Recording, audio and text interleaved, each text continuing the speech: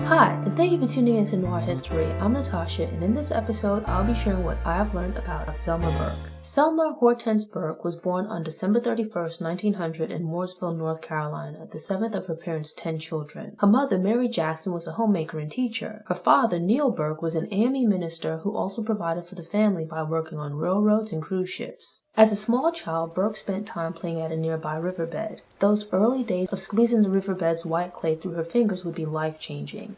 Burke began using clay to create small objects and animals, an informal introduction to sculpture. To encourage Burke's interest, her father provided her with items he collected from his travels, as well as African artifacts that had been collected by an uncle who traveled as a missionary.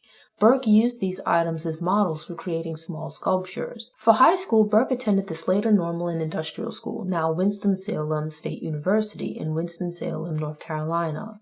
While Burke had an interest in sculpture, she followed her mother's advice and pursued a career in nursing for more stability. In 1924, she completed the registered nursing program at St. Agnes Training School for Nurses in Raleigh, North Carolina. Burke relocated to Philadelphia, Pennsylvania, where she spent several years working as a nurse. While in Philadelphia, Burke received training in assisting in operating rooms at the Women's Medical College of Pennsylvania.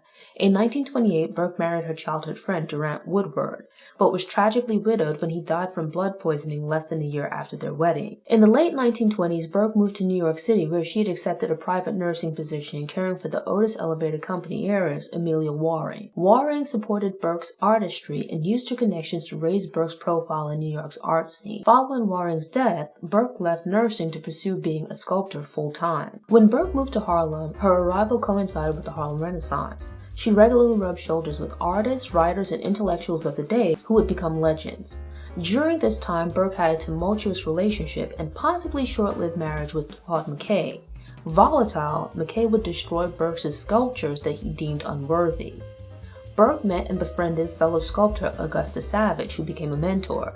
At the time, the Harlem Community Art Center and the Harlem Artists Guild were epicenters of the Harlem Renaissance. Savage encouraged Burke to respectfully teach at and become a member of these organizations to further immerse herself in the art scene. To advance her art education and refine her skills, Burke studied at Sarah Lawrence College, where she also posed as a figure model to help cover her expenses.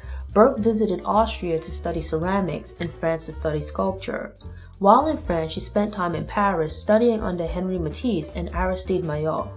Burke returned to America after witnessing the rise of Nazism. Back in New York City, Burke opened the Selma Burke School of Sculpture in 1940. 1941 would be very significant for Burke as she earned a master's degree in fine arts from Columbia University, and a New York City gallery hosted her first solo exhibit. When America officially entered World War II later in 1941, Burke was one of the first black women to enlist in the U.S. Navy. She was assigned to drive a truck at the Brooklyn Navy Yard where she suffered a back injury. While recovering from her back injury, Burke heard about a national contest for the commission of a bronze relief portrait of President Franklin Roosevelt. Burke gathered photos of Roosevelt from newspapers but felt they lacked the necessary detail and energy needed to produce her art. She requested an in-person sitting with the president, which Roosevelt granted. The pair met for 4 hours over 2 days, where Burke sketched the president. Unfortunately, Roosevelt died in April 1945 before the plaque was completed. The plaque was unveiled on September 24, 1945 by President Harry S. Truman.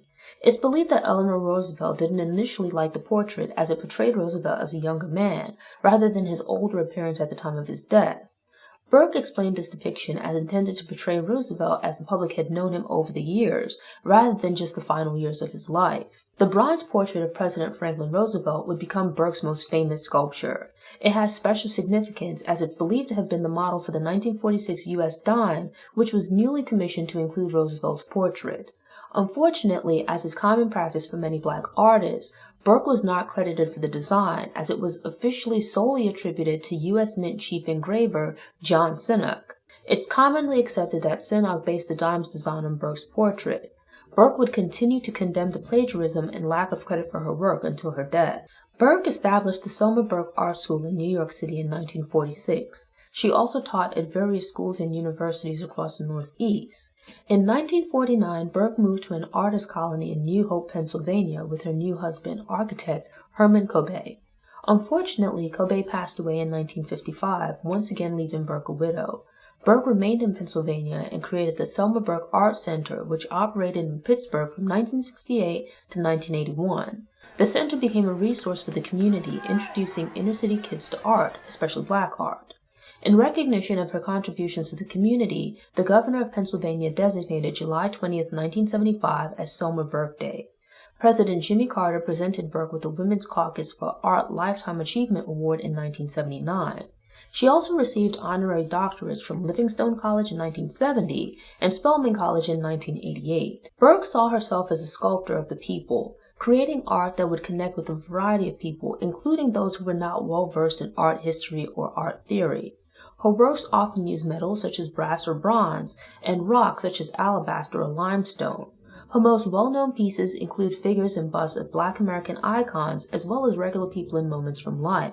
Selma Burke died from cancer on August 29, 1995, at the age of 94. Her papers are located at Spelman College, where her works are still on display at various parks, colleges, galleries, and museums.